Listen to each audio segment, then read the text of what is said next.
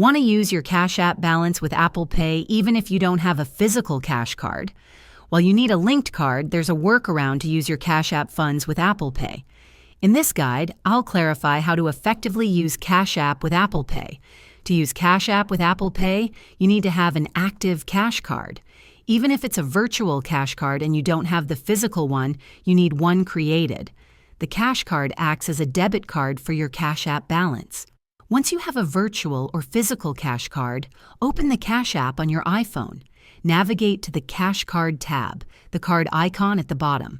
Look for an option like Add to Apple Pay or Add to Apple Wallet.